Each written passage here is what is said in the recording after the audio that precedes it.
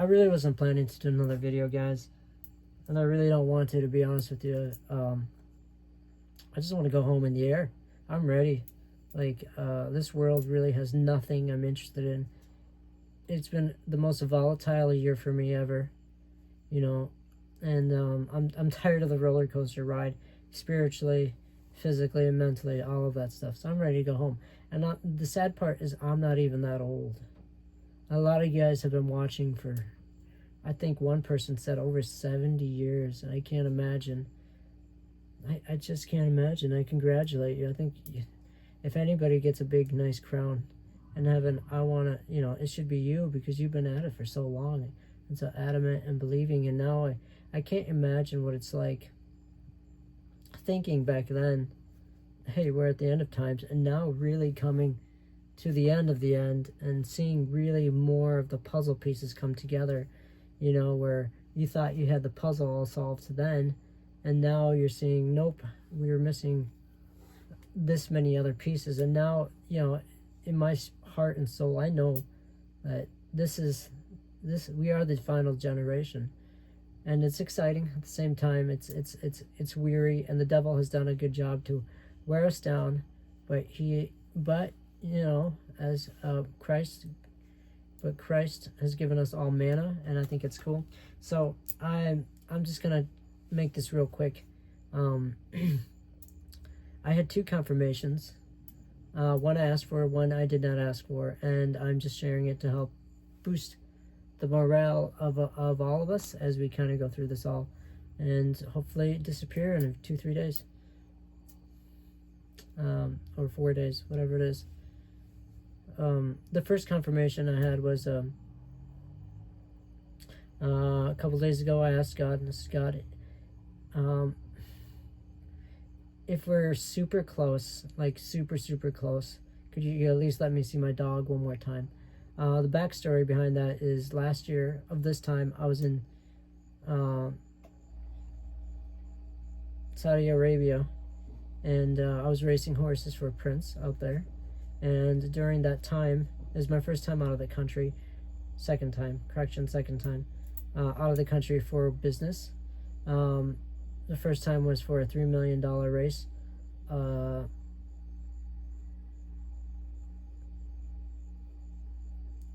In February of last year, and then I went this year last year to Saudi Arabia as well for to work for the prince on 2 different separate occasions. And anyhow, my dog was at home with my mother. He was 15 and a half years old. He got nasal cancer, and then he ended up dying when I was gone overseas, and I watched the whole thing over the video feed, so my heart was broken. I asked the Lord the next day, hey, you know, I've been with this dog 15 and a half years. You know how much he means to me. He was my best friend through 48 different states. He went to every racetrack with me. He was my guard dog. He was my everything.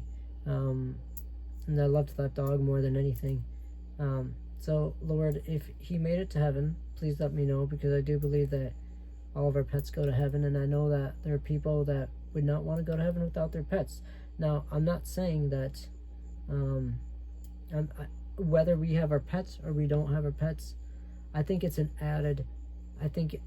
are an added bonus, but I think heaven is so wonderful, it's not going to matter to us whether we have our pets or not, because it's going to be that wonderful just to be at Jesus's feet, you know. But you know, I think it's an added bonus to have our pets. It makes heaven even more heavenly. Just like when our family's saved, I think, or all the people that are going to be saved, every person that goes to heaven, I think, only adds to the kingdom. And this is why I encourage people to pray for everybody, because I've met so many wonderful, good people, and unfortunately they've had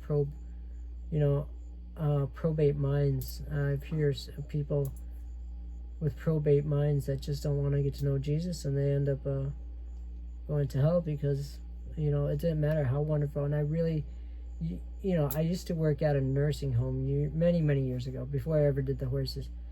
And when these people with the probate minds died and you got to know them, it broke your heart because you got to know them. They had wonderful stories, wonderful. They were genuinely in my thought, like wonderful people to be around. They were kind, loving, all this stuff. But some of them had probate minds, and they, well, you know, the Bible says that you're saved through Jesus and His salvation, and what you believe, and so it's not about works and how good you are. It's about what you believe. When I was in Saudi Arabia, after my dog passed away, I asked God for confirmation that He made it to heaven, and I got it. There's a big, beautiful cloud I was looking at, looked just like him, crafted to the details of what my dog looked like, and he was in mid-stride running through heaven, and with a big smile that I recognized that was only his. And the way his tail curled was absolutely to the T, and the way his ears pointed up, I knew it was him, and that was God telling me, yeah, he's here waiting for me. Fast forward, I hear about Joshua in August or something like that, and I hear about the rapture dates and all this stuff. We go through the first watch, the second watch, the third watch, and now we're finally in the fourth watch, and I'm getting a little bit burned out. And so, God, I need a little bit more mana here. And, you know, as wonderful as all the pieces are coming together, I think we're all really kind of getting burned out here. You know, I understand that the 23rd, 24th of Gregorian calendar, Satan's calendar, had made the news of the rapture. We had so many people, and then they just dropped like flies. And I think that was the great wedding invitation. And then after that, people just disappeared out of the woodworks when it didn't come. You know, and now here we're on the fourth watch, and I think this is the most, and if we're still on the fourth watch, I think this is the group that's going to be going up, that's still here and strong. But we also feel the pains of staying here, and we're ready to go. So back to my story. I see. So I asked God, if we're I'm getting weary, I'm getting tired, I want more mana. Could you give me one more piece of mana, and show me my dog before we get raptured up? I was thinking maybe he'll have another dog that looks like him running around in the field. Nope. Instead, what does he do? I'm driving again, again I look up in the sky, and what do I see? I see my dog once again, but this time he's not running, and it looks just like him again. But this time, he's looking at me like he knows. He knows. The look he had in his face was like he's looking at me like he can see me, and I see him like I'm looking. You know, I just like I used to at him every day, and it's like I know he's waiting for me. He's getting excited, and I know, and I'm getting excited to see my dog again. And and the family members that make it with me up to heaven, or that have gone before me. I'm getting excited about all of it, but at the same time, heavy-hearted in the sense that, and this is what I think makes it difficult, is that all of us, I think, have told. At this point, if we haven't told everybody we know, I would be surprised, because I've sent out Facebook messages about to my to my family members, to my exes. My brothers wanted to get into this chat group. I've got 5 other brothers. They wanted to get into a chat group and start studying the book of John, one of the books of John. And I said, guys, we really should be studying the rapture at this point, and getting our souls ready for the biggest event. And of course, you know, they kind of poo-pooed me on that. They say, you know, I mean, in a way where my brother wasn't trying to be mean or anything, but he was kind of like, I think we should stick with something we all agree with. And I thought, oh my goodness, you know, this is the Catholic side of them coming out. The part where even though they're not Catholic anymore, in fact, I don't think any of my family's Catholic anymore, other than my dad. The Catholics, in my opinion, have one of the reasons why I left the Catholic faith is because they didn't teach about subjects in depth, or the Bible really feed me about anything. But the only thing that they told me, ironically, was we could tell you whatever we want up here, but if it's not in the Bible, don't believe it. And so I started asking the question, well, what about purgatory? I never found that in the Bible. What about all the basic questions? Why are we praying to Mary? Why are we not praying to Jesus? Why are we all the simple things that you guys already know? And but when your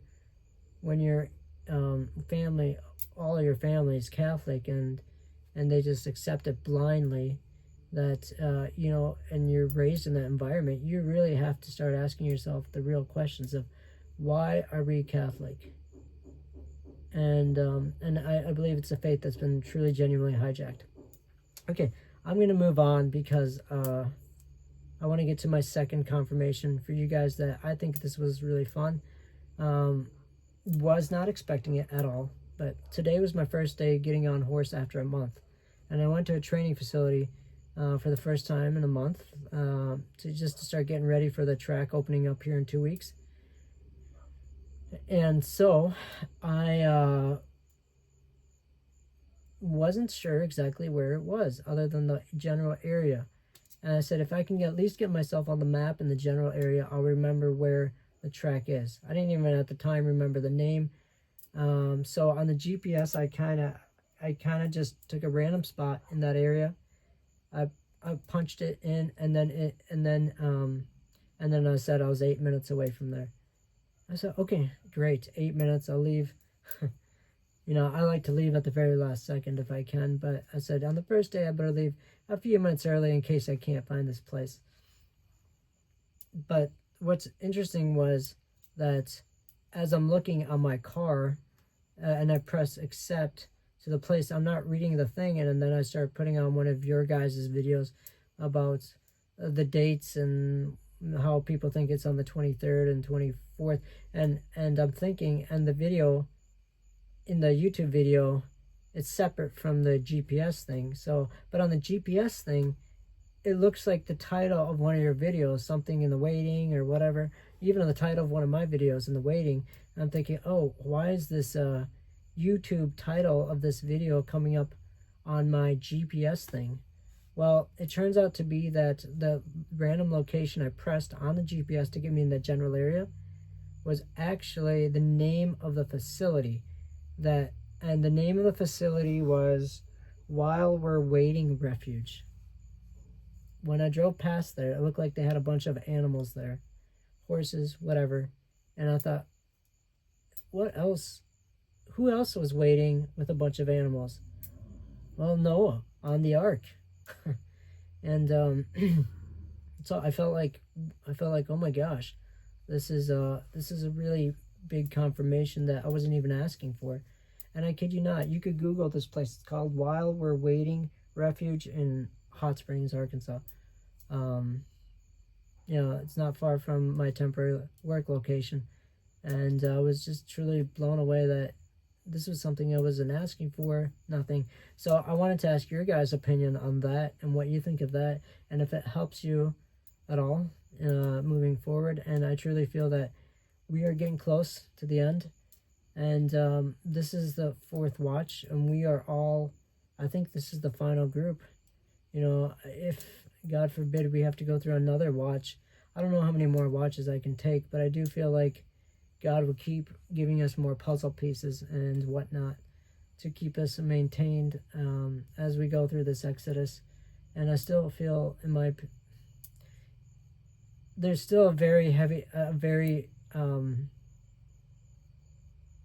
real chance that Joshua is still right if we truly genuinely get raptured on October 23rd, 24th, because it really does match with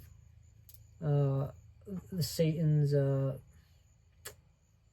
messing around with everything in the timeline. So but like I said, I'm not a date setter, and the bottom line is, whether we get raptured or not, we should still double down and pray for our family members, because one day we're all going to die anyways. Whether if we get raptured, we're obviously not dying, but for the people that are left behind, I just want to pray. I just want to emphasize on the idea that they may have to go through the rapture to find Christ. I know one of my brothers is absolutely going to have to go through the rapture to find Christ. He wants nothing to do with God. He feels the church failed, and he was a Catholic, and he feels that the whole pedophile priest thing is what did it for him, where he was so disgusted by how the church could do that. And I can't blame him, but it doesn't. But I told him, you know, that doesn't affect my relationship with Jesus Christ, because I know Jesus Christ would not tolerate that.